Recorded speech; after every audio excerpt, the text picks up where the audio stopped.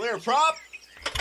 Star 73, Yankee number 2, following twin traffic, 3 mile final, clear Sutton. 1 Charlie Bravo, exit in runway 25, going 4 mile final. This is Behind the Prop with United Flight Systems owner and licensed pilot Bobby Doss and his co-host, Major Airline Captain and designated pilot examiner Wally Mulhern. Now let's go Behind the Prop.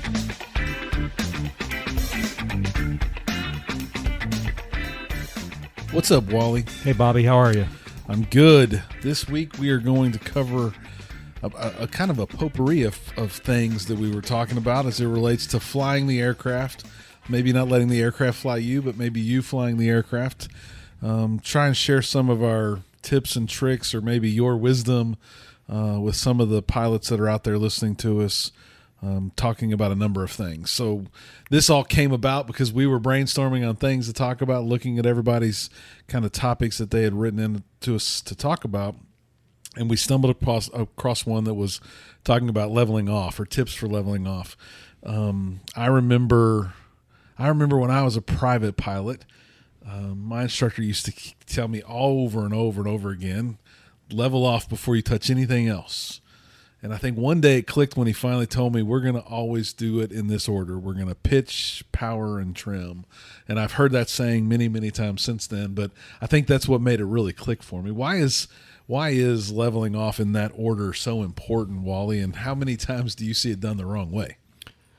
I see it done wrong a lot. We're under Bravo airspace here at this airport, so as I'm flying with applicants and students when I do some flight instructing, a lot of times we just need to get out from underneath the Bravo or at least to the under the 4,000-foot shelf.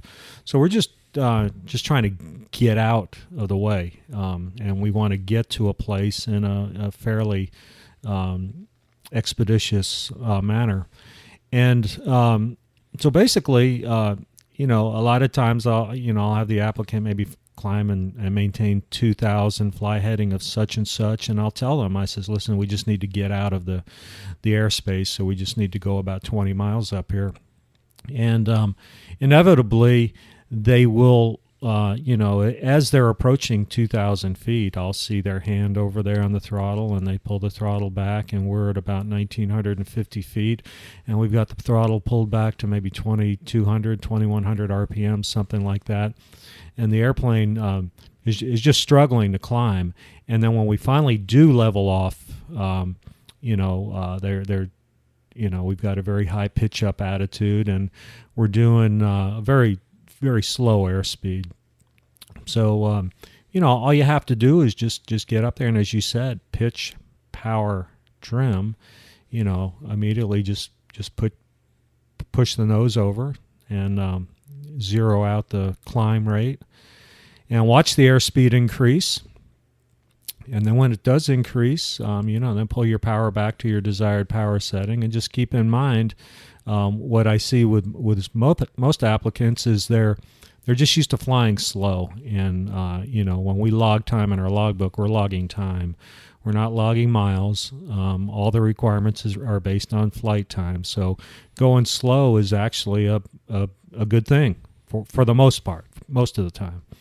But when you actually get out and you're using the airplane as a tool to get places, there might be situations where you want to go fast.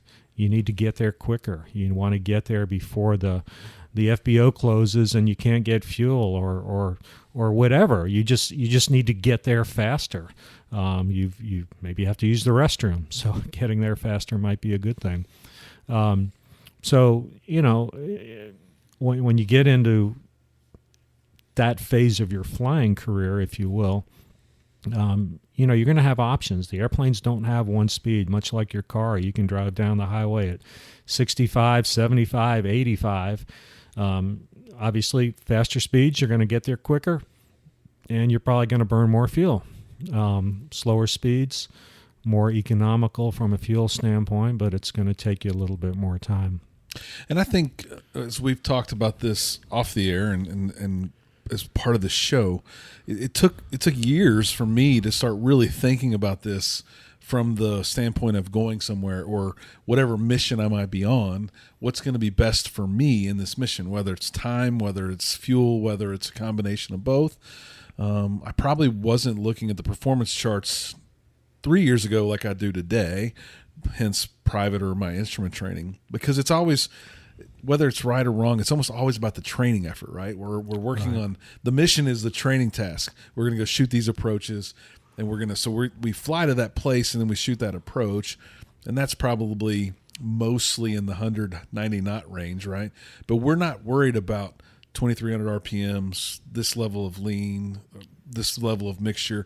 We're worried about just doing that approach. Right. Then once we get done with all the test taking, all the examiner time, then we start flying places.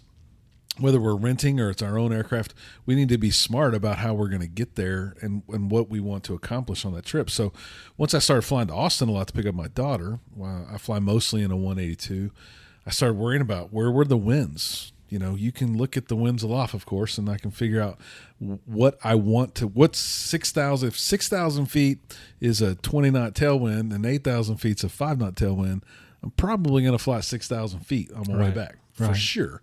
And I think this, the more you fly, the more you start learning those sorts of things, but you're not necessarily learning that in training. I'll never forget, much like you said about the airspace, we would leave here. I'd climb to 1,700 feet, and I would pull the power, and I'd stop at 1,700 feet, but we'd be doing 85 knots. And I'm sure my instructor had seen this 4 or 5 times already that day and was wishing I would get out of the airspace so we start doing maneuvers and things.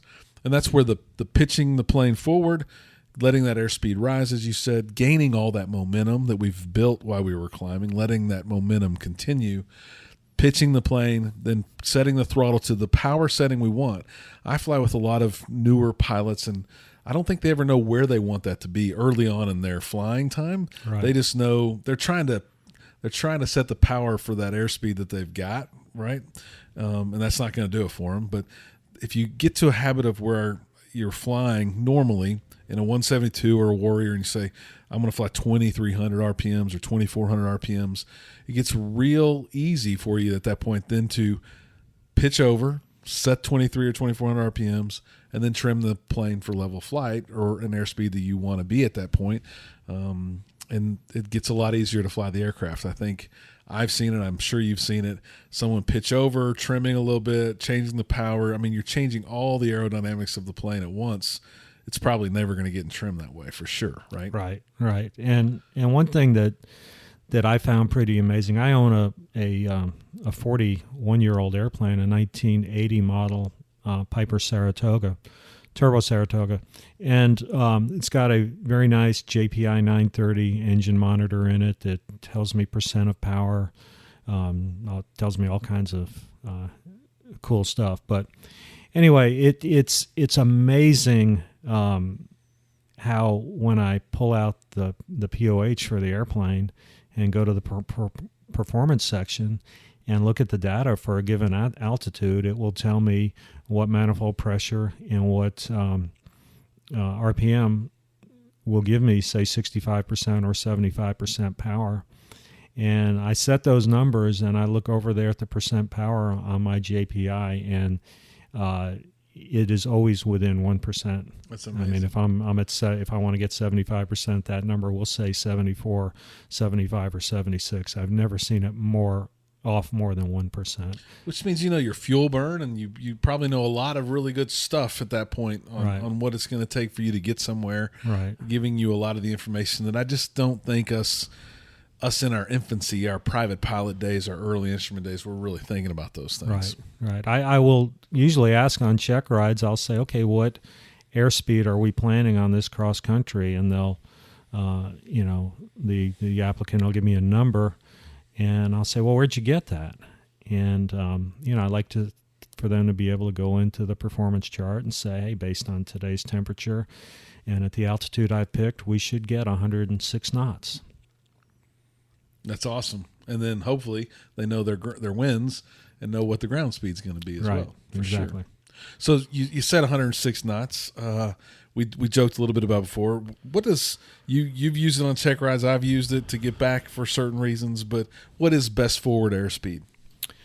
Best forward airspeed is something that air traffic control will assign you, and it's basically Cessna 123 fly best forward airspeed, and that basically says, hey, you're probably leading the pack. They want you to go fast. They want you to get in there as quickly as they can, or maybe they've done their due diligence and realized that there's a faster airplane and he's 18 miles behind you, but if you go fast you can still be number one or whatever. But I'll give that to applicants on check rides, and I usually kind of get a deer in the headlight look. They've especially student pilots, somebody working on a private pilot is probably not used to that, and I'll use it for a situation again where we're just trying to get out of the Bravo airspace. We're trying to get somewhere, and if we can do 110 knots, we're going to get there not a lot faster, but we're going to get there more expeditiously than doing 80 knots. So. No doubt. And I think I hear it a lot at this airport where we have quite a bit of jet traffic and probably a student pilot's learning, and they're on a base. They've turned base, and the air traffic controller knows they're getting overtaken by 50 or 60 knots, and that might be 5 or 6 miles, but they got to get here as fast as they can, or they're going to have to go around and let the jet land, and it creates delays for everyone. Right. But I think I was impressed when my instructor, one time a long time ago, we had to get back before the runways were going to be shut down for some maintenance activity. And we thought we were going to get shut out of the airport. And he said, let me have the controls. We're going to get there as quick as we can. And I was impressed. We normally tool around at 90 knots when you're doing all these maneuvers because you want to stay below maneuvering speed, etc. Right. And then you come back as fast as you can. You're probably pushing 115, 118. That's going to get you back a whole lot quicker, right? Yeah, absolutely. So with that, we've talked a lot about things that we can control in the aircraft. One that we want to talk about today is going around. One of the things that I think many pilots don't do a great job of. I'm not perfect by any stretch, but I think I'm pretty cautious in the pattern.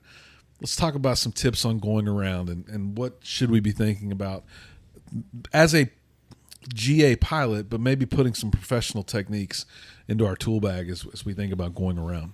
Yeah, well, going around is something that I think we all need to know is almost always an option.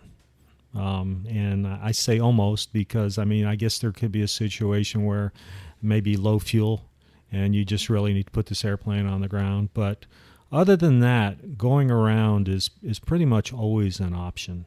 And, if you're coming in and the approach is unstabilized and not going well, and you're going to land, well out of the touchdown zone, going around is probably a good idea. And it should always be something that you're ready for. At my airline, we're actually required to verbally brief the go-around procedure on every approach. So as we're briefing the approach, we go through the whole approach briefing, talk about the runway, what approach we're doing, minimums, all that sort of stuff, and we finish it up with actually what the go-around procedure is. And so we're just going through the call-outs, and we actually make the call-outs, and talk about the go-around procedure, knowing that it is always an option. You see, one thing I see on instrument check rides is, again, most of the airplanes that I fly in for check rides are 172s and Warriors, or Cherokees, Archers maybe. But they're airplanes that most people fly their approaches at about 90 knots. And in reality, real world, we're not talking about the training world, but real world, you probably land on 98% of your approaches. In the training world, you probably go around on 60 or 70% of them, probably. So one thing I see is having difficulty transitioning from that 90 knot approach phase to the 65 knot landing phase. And these airplanes won't land at 90 knots. You can come in and we're just going to fly down the runway and fly down the runway and fly down the runway, and then hopefully when we're halfway down the runway, the applicant makes the decision to go around, or it's probably not going to work out real well. So, it's something that we all need to have in our back pocket is a go-around. And we need to know how to do a go-around. I mean, and it's, you're going to have to look in your POH to see what the procedure is. But I would venture to say that 95% of the airplanes, it's going to be max power. You're going to push the power forward. If you're in a airplane that has a carburetor and you've got the carburetor heat on, to get max power, the carburetor heat has to come off. So the carburetor heat's going to come off, and then you're going to have to work with flaps, whether it's immediately go to a flap setting or whatever. But again, all that's is in your POH, but it's something you need to be ready for. And what, I guess, when you see it, do you think that students or people that are making that go-around decision are making it way too late? Like, maybe you can share with us from a professional pilot's opinion, where are you guys trying to make that decision, the go-around decision? Well, at my airline at 500 feet, we make the flying pilot makes a call, and he calls stable. And if he can't say that it's stable, we're required to go around at that point. And we have parameters of what a stabilized approach looks like, and I won't get into that because that's it's going to be different for different airplanes. But that might be something that people think about in their own flying world. Yeah. If you're in a Cessna and you're not stable at 500 feet, are you thinking to yourself, this is probably a good time to go around? Yeah. I mean, a go around from 500 feet is probably going to, has a much higher likelihood of being successful than a go around at 5 feet. It happened to come up recently when on a flight with someone that I was with, but is it ever too early to decide to go around? No. Yeah, no. Even if you're on the downwind and you're getting blown over on the runway and you want to choose to extend, I mean, you could say I'm going to go around way in advance. Yeah. There's no reason, and what I fear as a flight school owner that's got a bunch of 172s and Warriors is that someone's going to try and fight one down on the ground. That's never going to work out well. Yeah. I can't think of anything that's going to be good for the student, the pilot, or the renter, or the aircraft that's going to be, I finally was able to work this one down. Yeah. My saying, and I know I've said it to you at some point, 6 minutes is not that long. Right. You can make another lap in the pattern. Yeah. I can't ever reason with someone to say 6 minutes is not going to be worth it. I can assure you. Yeah. So you make the decision to go around. I like the earlier the decision, the better, right? Yeah. And you probably know if you're stable. Lots of training instructors and students, we talk, am I too high or too low, too fast or too slow? And if you're probably having that conversation, it's probably time to go around, right? Yeah. It's not once you get to the numbers, am I going to float? Am I going to, Right. That's way too late in the process. Right. And so, we all know it. And if you don't know it yet, you're going to learn it. The best landings that you're ever going to have, the smoothest, sleekest landings are going to be the ones where you were flying 71 knots from 1,000 feet all the way down to the runway. And it just so happens that the landing was really good, not because the landing happened good, but because the approach was stable and was all the way to the ground, right? Right. A good landing is always the product of a good approach. No question. And that takes a lot of time and technique. You're gonna some of those things as it relates to winds and how you approach a crosswind and how do you make up maybe if you're a little high in the downwind or on your first turn. How do you change the characteristics of the aircraft?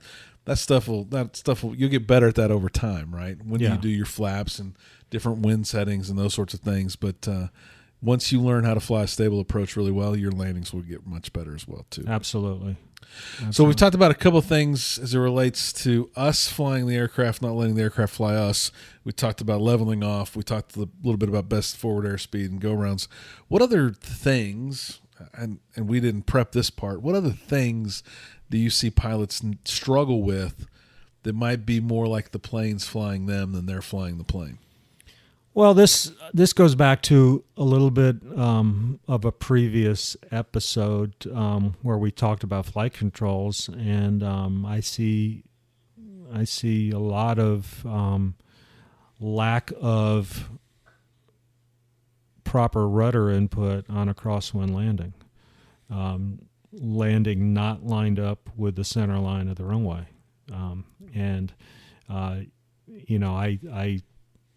I'll go back to that previous episode. The question I brought up is, well, how much rudder do you need? And the answer is whatever it takes. Right. And if you need 80% rudder, well, you use 80% rudder. And we're just not used to doing that. So that's something where I might say to the applicant, geez, why did we land sideways? I mean, that's a little maybe over dramatic about it, but they're just not used to putting in that much rudder input, and they're maybe not used to landing in that much of a crosswind. Yeah, I'm sure it's the center line and those things that maybe private pilots, newer pilots struggle with, or even maybe rusty pilots. You might have been a great crosswind lander 10 years ago, but haven't been in a plane in 10 years. Right. You might have also forgotten how much rudder it takes. Right. Right. It is important that we square up that axis of the aircraft as we go in to land that aircraft. Yeah. It's going to make that landing a lot smoother. And the other thing is just not landing on center line. I joke with applicants, if we've got a 100-foot wide runway, if we land on the center line, we've got 50 feet either side of us. And I say, listen, as a taxpayer, you pay for the whole runway, so land in the middle of it. Yep. Use the whole runway. Don't land on the left side. Don't land on the right side. Land on the middle of it. And for whatever reason, it seems like people like to land on the left side more than the right side. But it's in the ACS. It talks about landing on runway center line. It's also, I think, important to taxi. We talk about the flying the aircraft, and maybe taxiing the aircraft's a real one too. Like, I see a lot of sloppy taxiing, and I know people are learning around here, but there is this. I fly with people who are working on their instrument, and I'll fly with them just to, be their safety pilot, let them practice whatever that might be. And I will ask him, why aren't we on the center line? Are you intentionally choosing not to be on the center line? Because that would be what I would be trying to intentionally do, is stay on the center line. So if we're not on it, right? Is there this sloppiness about you or this laziness? I don't know. I hate those maybe are condescending words, but why not be on the center line? There's a reason why the center line's there. Right. As a aircraft owner who's had people hit hangars and other things because they weren't on the other side of the yellow line that knew they were going to be safe from, there's a reason those lines are there. They're there to protect, and they're there to make sure you're getting all the use of that runway, right, or taxiway in this case, right? Yeah, absolutely. No reason to let the aircraft taxi you, and you should always be thinking crosswind and those sorts of things. Be in control of that aircraft. Right. Anything else that you see on a common basis? Let's talk briefly about trim. I'm sure everybody has a lot of opinions on trim, but I find when someone says, can you take the controls, maybe we're shooting that approach, they want to look at a plate, they give me the controls, I am shocked at how much they're having to choke the yoke to stay out. We've been flying straight and level for the last 5 minutes as they've been preparing to line up for this approach. Right. They asked me to hold the controls so they can look at a page or something. I take controls, and I'm floored that I'm holding back so much. Do you find that? Yeah, all the time. I'm currently instructing a couple of students, both commercial and CFI students. And, when we get into steep turns, and if they're struggling with the steep turns, I will just say, just let go of the airplane and just take your hands off the yoke for a second. And I'd say 90% of the time that they're struggling with steep turns, and when I say struggling, I'm talking about holding altitude and steep turns, it's because the airplane's out of trim. And I say, well, you're going into this with strike one. You're walking up to the batter box with strike one. So yeah, get the airplane in trim. The airplane needs to be in trim. It should not. Flying straight and level should be no work. Shouldn't be any work. 1 or 2 fingers tops if you need it on the yoke, for sure. Right. I when I flew at a commuter airline, I flew an airplane, turboprop airplane that didn't have an autopilot, and we had a flight attendant, and it's funny because the flight attendant jump seat was in the back of the airplane, and we knew when she was walking up front, because we could the nose would begin to pitch down, and you'd have to reach down and put in a couple of turns of nose up trim, and you'd say, okay, here she comes, and it was, you could tell. That's how it works when I shift my seat forward and back. Yeah, exactly. In a Cessna, exactly. But it is if you fly and you find that you're really pulling or having a lot of back pressure or a lot of forward pressure, you're probably not using the trim appropriately. What I love to do is have someone who's struggling at any stage in their pilot career come fly with me in the 1A2. Very sophisticated autopilot. We'll get in that plane. We'll get to 1,000 feet. I'll hit autopilot. I'll pick a heading, hit heading, and that you watch how the autopilot flies the plane. It's very different than the way a human flies a plane, right? We're pulling and pushing and turning and twisting, and we're doing a lot to try and maintain. You hit autopilot, that yoke just kind of settles in. The trim wheel barely moves. It just settles itself out. And then there could be a big gust of wind, big bump in the air, and that yoke doesn't do anything but just settle right back down, and here we go again. Yep. It's really interesting to show someone how little the inputs are on an autopilot when it's making some significant adjustments for crosswind and other things, but it just flies the plane straight and level without a lot of hard work, I can assure you. Right. Well, that's a pretty good episode on a number of things of you flying the aircraft instead of letting the aircraft fly you. Hopefully those will help you at whatever stage you are in your flying career. And as always, we're looking for good show ideas or content that you want us to talk about. We have a long list to share with everyone, but if you have other ideas, please don't hesitate to send them to either Bobby or Wally, or both of us, at Bobby@BehindTheProp.com or Wally@BehindTheProp.com, and we will get them on the air for you for sure. Anything as we wrap, Wally? No, I think that's it. Perfect. As always, fly safe and stay behind the prop. Thanks for checking out the Behind the Prop podcast. Be sure to click subscribe and check us out online at BehindTheProp.com. Behind the Prop is recorded in Houston, Texas. Creator and host is Bobby Doss. Co-host is Wally Mulhern. The show is for entertainment purposes only and is not meant to replace actual flight instruction. Thanks for listening, and remember, fly safe.